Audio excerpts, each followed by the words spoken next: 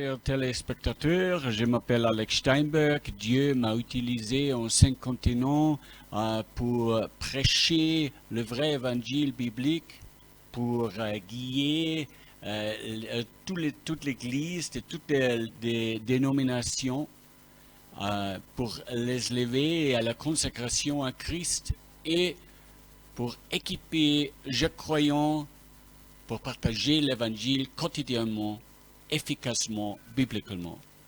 Aujourd'hui, je vais vous parler comment équiper l'Église pour transformer les écoles. Et je vais vous donner des solutions pratiques et principes bibliques. Dieu nous appelle à voir les écoles non comme des lieux fermés, mais comme des champs de mission. Les adolescents de 13 à 19 ans sont un âge décisif. Ils cherchent leur identité, leur repère et leur avenir. Si l'Église ne leur apporte pas Christ, le monde leur donnera de faux dieux. Beaucoup d'étudiants gaspillent horriblement leur temps durant leur année scolaire. Ils manquent de motivation, n'écoutent pas, restent assis en classe sans apprendre ni grandir. Pourtant, ces années sont parmi les plus importantes de leur vie. C'est là que leur cerveau se développe, que leur caractère se forme et que les bases de leur avenir sont posées.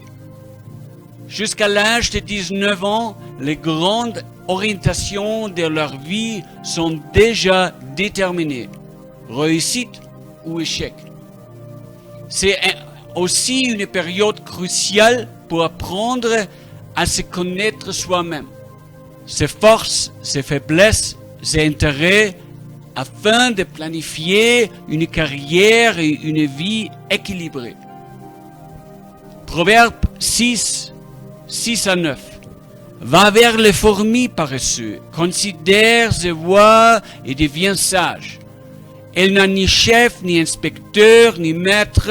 Elle prépare en été sa nourriture, elle amasse pédon la moisson, de quoi manger. Paresseux, jusqu'à quand resteras-tu couché? Quand tu lèveras-tu de ton sommeil?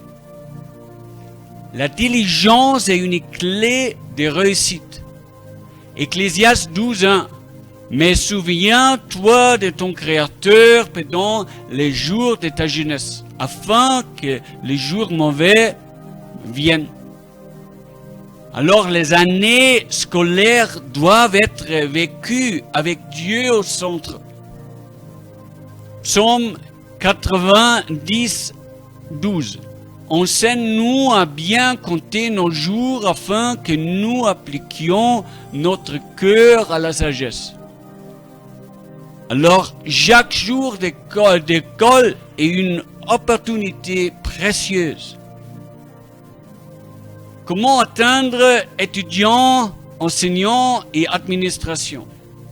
Beaucoup d'efforts d'évangélisation dans les écoles se concentrent uniquement sur les étudiants en oubliant les enseignants et les personnels administratifs. Pourtant, si un enseignant n'est pas croyant, il ne peut pas transmettre des principes bibliques ni partager l'évangile.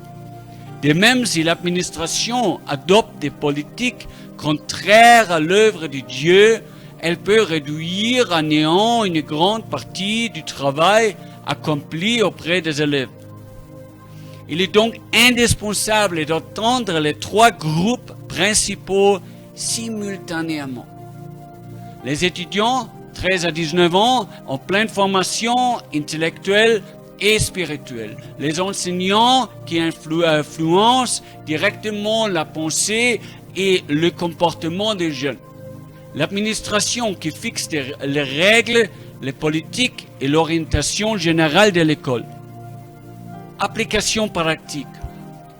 Il faut la coordination des efforts, organiser des programmes qui incluent étudiants, enseignants et administration.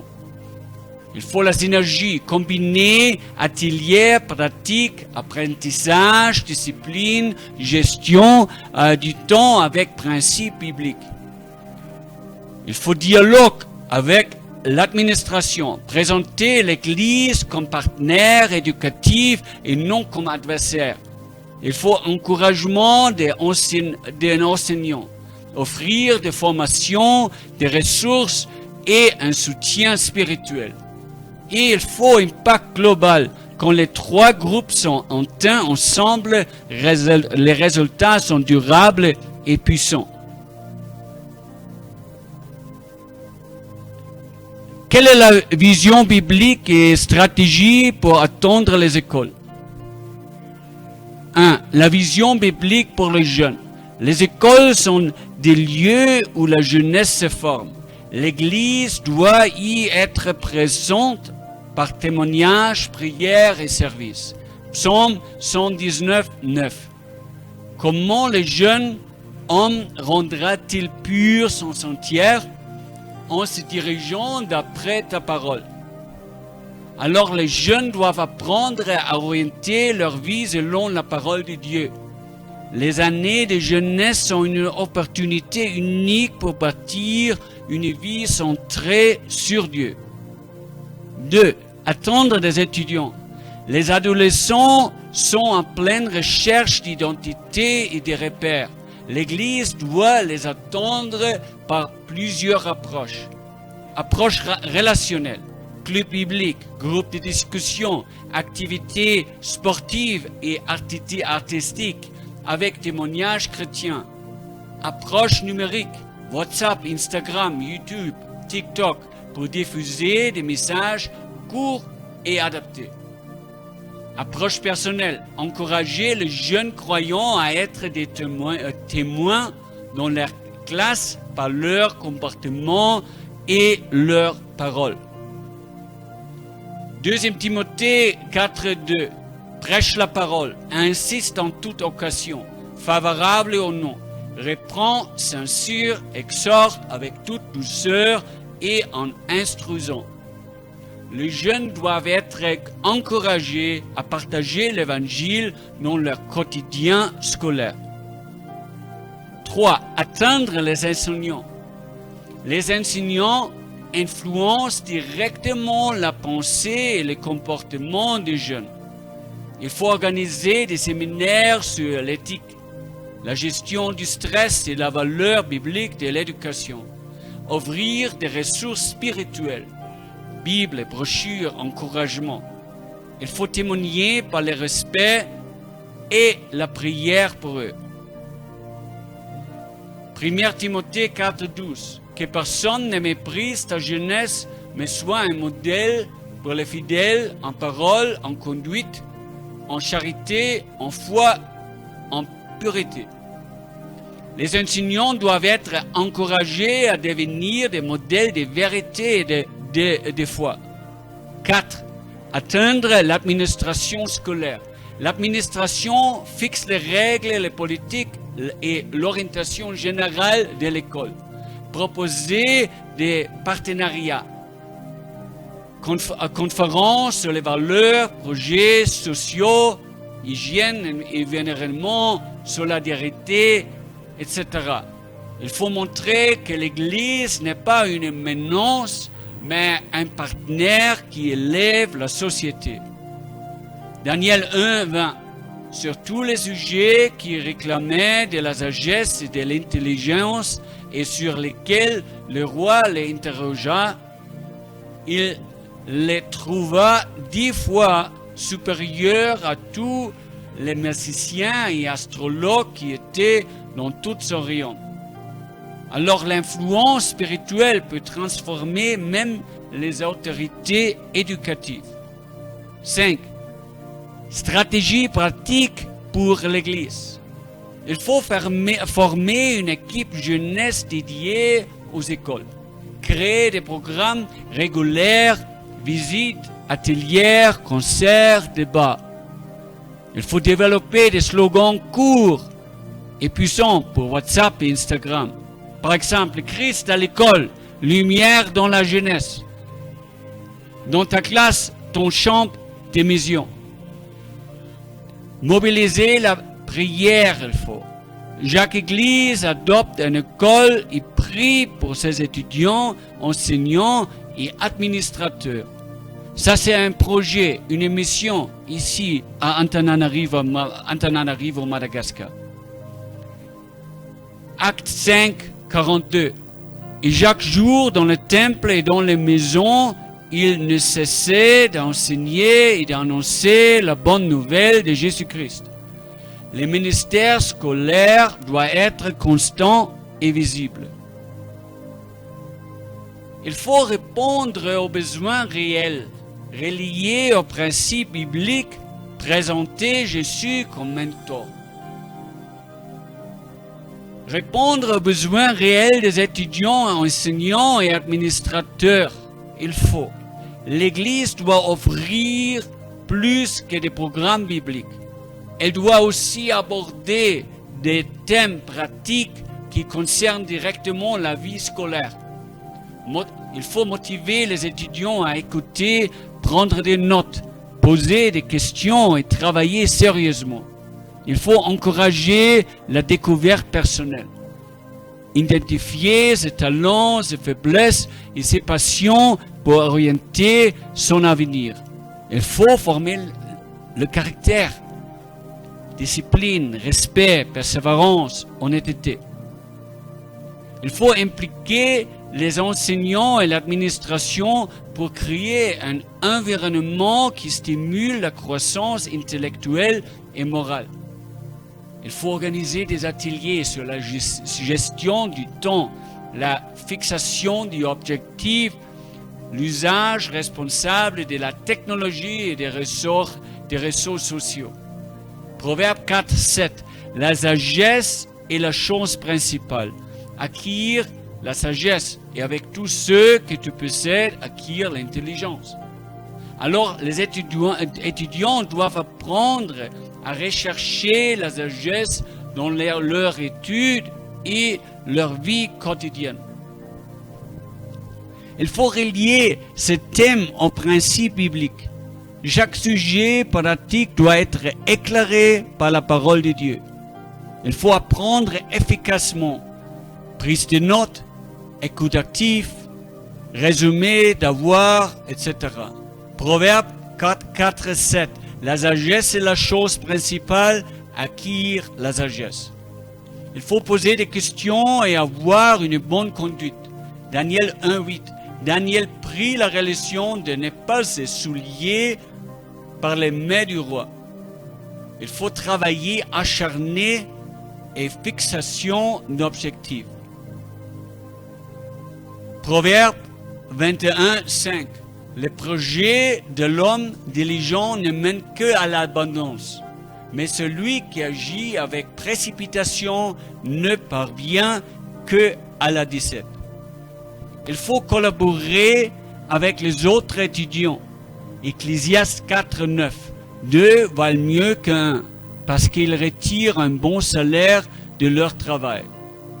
Utilisez la technologie et les ressources sociaux avec sagesse. 1 Corinthiens 10, 3, 31. Soit que vous fassiez quelque autre chose, faites tout pour la gloire de Dieu. Et évitez les mauvaises influences. Proverbe 1, 10. Mon fils, si des pécheurs veulent t'entraîner, n'y consciens pas. Il faut présenter Jésus comme le mentor et l'ami. Après avoir montré des solutions pratiques et bibliques, l'Église doit introduire Jésus comme le véritable mentor. C'est lui qui conseille, c'est lui qui protège, c'est lui qui répond aux questions, c'est lui qui accompagne chaque étudiant, enseignant et administrateur dans leurs défis quotidiens. Il faut l'application pratique pour l'Église.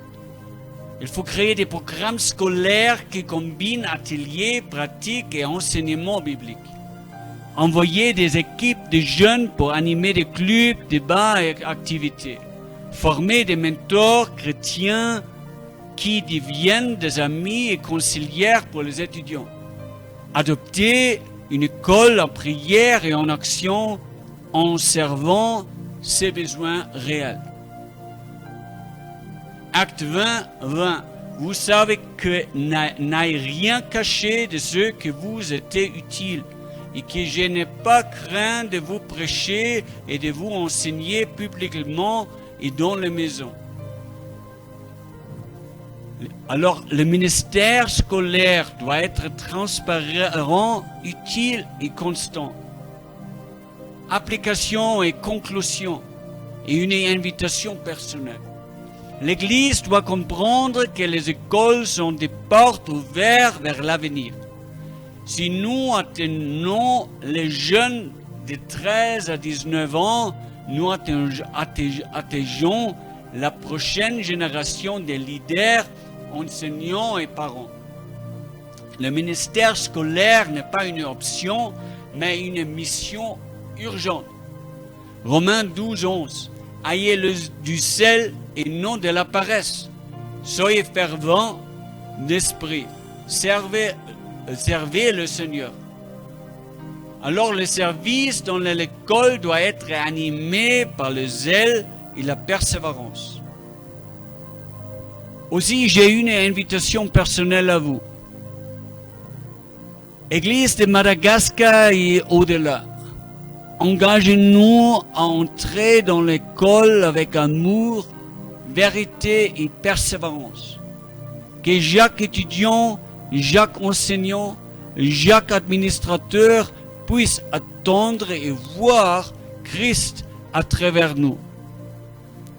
Avec mon expérience en leadership, management d'affaires et technologie, je peux intervenir sur la plupart des sujets qui intéressent les étudiants, les enseignants et les personnels administratifs, comme je fais dans beaucoup de pays au monde. J'apporte des bonnes pratiques, des solutions concrètes et des exemples utiles tirés d'autres institutions éducatives. En même temps, chaque thème abordé est relié en principe biblique. Et je présente Jésus comme le conseiller fidèle, l'ami proche et le mentor qui guide vers la vérité et la vie. Parce que la grâce de Dieu, j'ai déjà formé et enseigné en plus de 300 000 personnes dans le monde entier. Beaucoup de professionnels, des étudiants, des professeurs et de tous les types de personnes. Ça, je pourrais aussi pour vous. Cette expérience me permet d'adapter les messages à chaque contexte scolaire en combinant solutions pratiques et fondements spirituels. Jean 15, 5, Jésus dit, « Je suis le cep, vous êtes le serment. Celui qui demeure en moi et en qui je demeure porte beaucoup de fruits.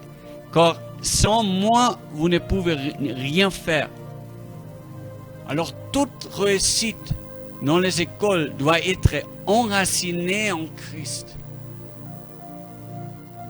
Alors, s'il vous plaît, maintenant je suis à Antananarivo encore quelques semaines.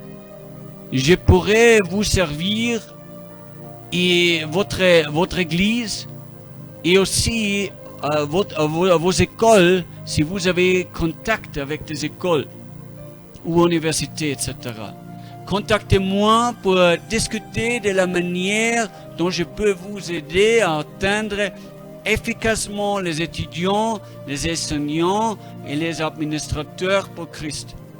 Ensemble, nous pouvons coordonner des efforts puissants et énergétiques afin que les écoles deviennent des lieux de transformation spirituelle et sociale. Merci pour votre attention. Si vous voulez, contactez-moi tout de suite. Merci.